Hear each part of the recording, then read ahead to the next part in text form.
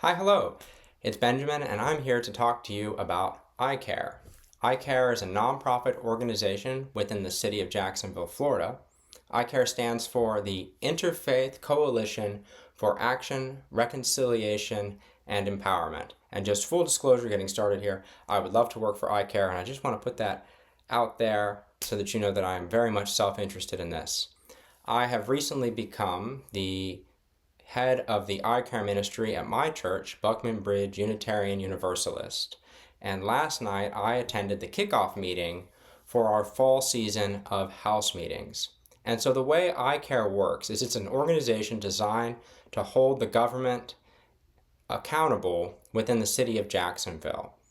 So last night we organized. We are composed of 38 congregations within the city, and we came together to hold house meetings. We're going to have 52 house meetings altogether, at which we will invite members of our congregation and the public to come and talk about current issues today. Once we have these house meetings, we'll aggregate the stories together, we'll do some research, and in the spring, we'll have what's called the Nehemiah Convention, where approximately 1,000 of us will show up. We'll invite the mayor, the city council, the sheriff. We will tell them the results of our research. We will tell them our stories, with the goal of holding them accountable. And this comes from the story of Nehemiah in the Bible, which you can read about on the ICARE website, or possibly just by picking up your Bible or doing a quick search on Wikipedia, Google. So last night we had our kickoff meeting for these house meetings where we did the training. Our questions that we are going to ask at the house meetings are twofold. The first one is, given the state of the world and the things that are happening, and you can go to your news website of choice to read about that. How do you find hope? Where do you find hope? And I personally find hope from my church, from ICARE, the organization itself, from the volunteer work I do with Kim's Open Door, with Project 90, with Unitarian Universalist, with my dance group, Bold City Swing, and from the fact that I'm a Tejano, and our people have been through all kinds of hardship, and yet we are still here. And I find hope in all of those places. The second thing we're going to talk about is housing and the cost of housing. And it definitely feels like in Jacksonville the cost of housing is out of control. It certainly feels like if you want to live anywhere that's nice to live, the housing is extremely expensive. Or you end up living kind of where I am in a neighborhood that is fine, but you end up having to drive quite a bit to get anywhere you may want to go.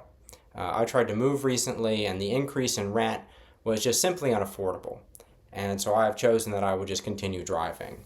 And I think this is a problem many people are facing. So at the house meetings, we're going to talk about these two issues.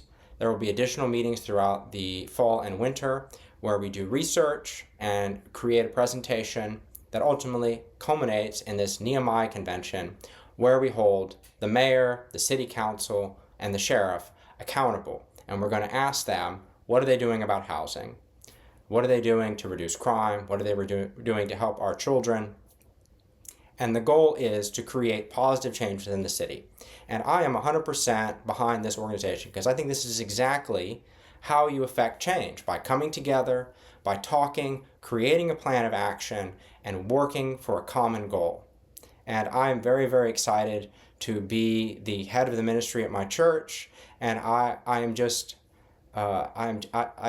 excited again because there's just so much I think we can do together. Now, all that being said, I do have some criticisms of kind of some of the way we're approaching some of these problems, and I'll just lay them out quickly. So the first one, I'll just talk about housing. And just in general, in the U.S., there is a real resistance to creating any kind of public housing.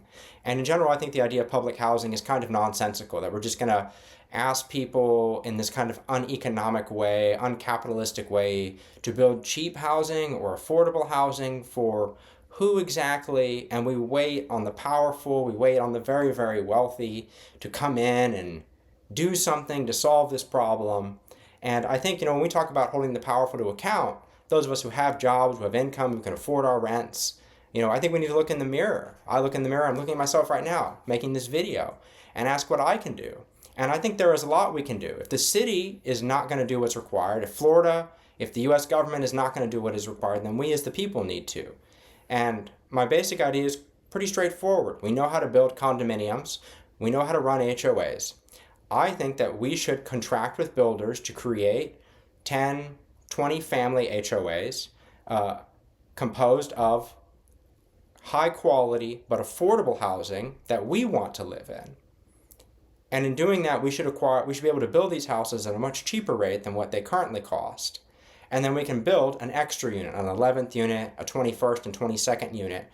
And then we give that to the homeless services, we give that to a family in need to help them get on their feet.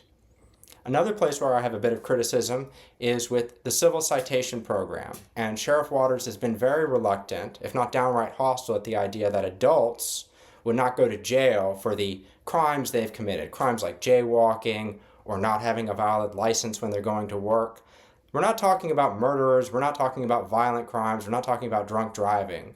We're talking about people who just are poor and cannot afford to exist in the legal system. If you've ever known someone who's been entrapped, ensnared in our legal system, we have budget cuts that are in many ways paid for on the backs of those who are accused of crimes.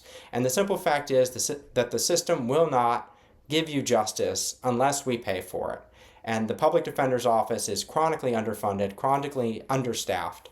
And I think that's something we could fund. So if the sheriff wants to try to put these people in jail, we fund the attorneys who come in and defend these people and make sure the government is actually doing its due diligence in that a crime was actually committed that matters and that the person is actually guilty. I've personally seen in my life, in a previous one, I was a lawyer in Texas, that if your family has enough money to get you an attorney, you are generally able to get in some kind of diversionary program and get whatever it is removed off of your record, sometimes for quite serious crimes. But if you don't have that money and you just get a public attorney who does the bare minimum, you often end up with a felony on your record, which then makes it difficult for you to get housing, to get jobs, to get education. And we ruin people's lives over very, very small mistakes. And so if the sheriff and the police department want to attempt to put these people in jail, I think we should fight them. And we fight them with attorneys, in courts, with the legal process. And the third thing I would like to say about ICARE is that I have some issues with how we do fundraising. We ask for large, one-time donations, both from the individual membership and from the churches. And I think we should really try to switch to a smaller donation, a recurring donation throughout the year. And this is something I like to talk about a lot, is that it feels good to give a big chunk of money if you have it, but a lot of us don't have that kind of money. And frankly, for the organization, it's not necessarily a sustainable method of funding. And the reason is because you can't build budgets on one-time donations. It is far better to aggregate small donations over time and create a reliable budget that we can count on. This is what most of our churches do. This is what many nonprofits do. If you've seen the people fundraising outside of the Riverside Arts Market for Planned Parenthood, it's what they do. It's basically asking people, what can you afford each month? And then just give that. And while $10 doesn't sound like a lot, $10 a month is $120. But if you get 100 people, 100 people is $1,000 a month. 100 people is $12,000 a year.